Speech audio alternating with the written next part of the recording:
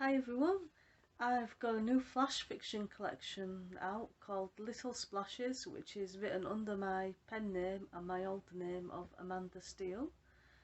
And today I'm going to read some pieces of flash fiction out from the collection. So this one is called This Book Changed My Life.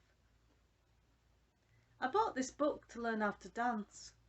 Well, it didn't help me master the steps myself, and I still dance like I have two left feet. I learned how I could be dancing, if only I could get my legs to obey my brain. Those moves are embedded in my brain, and I've now started giving dance lessons.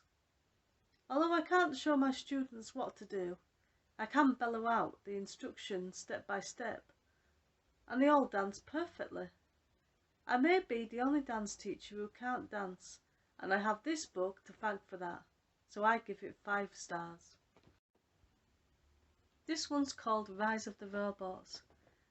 The previous model failed and was now in the garage gathering dust. If you walked by, you could sometimes hear it mumbling to itself, strong and stable, over and over like a mantra. The newer version was supposed to be an upgrade, but that failed too. This time it was unable to say anything except for, "Let's get Brexit done." The media had invested so much time in promoting the robots they couldn't back down. They had too much to lose, so they caused a series of distractions to deter people from voting for the opposition, which had a human leader rather than a robot. "See those homeless people," they pointed out. "They want to take your homes." "See those people with a different coloured skin to you. They want to take your jobs. Look at the jobless and the disabled. They want to take your hard-earned taxes." Meanwhile, homeless people died in the harsh winter conditions. Anyone who was different in any way was treated with hostility and suspicion.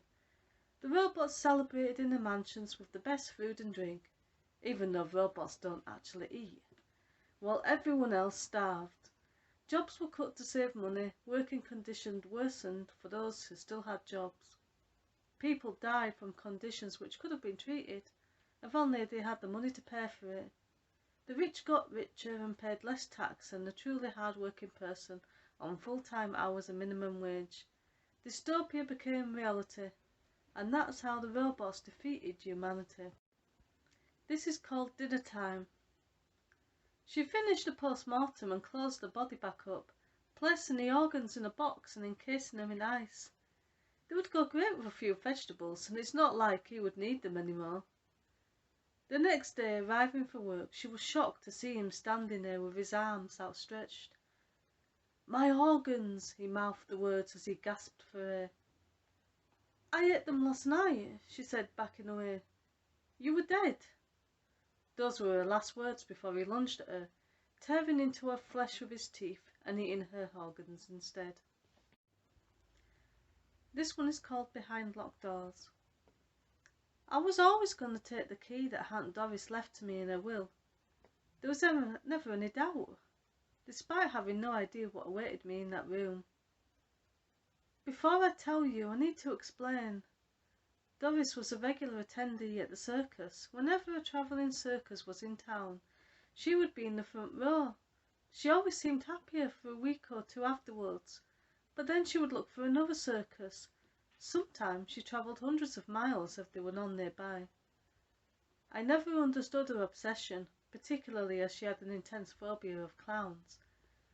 I assumed it had to be some kind of self-prescribed aversion therapy.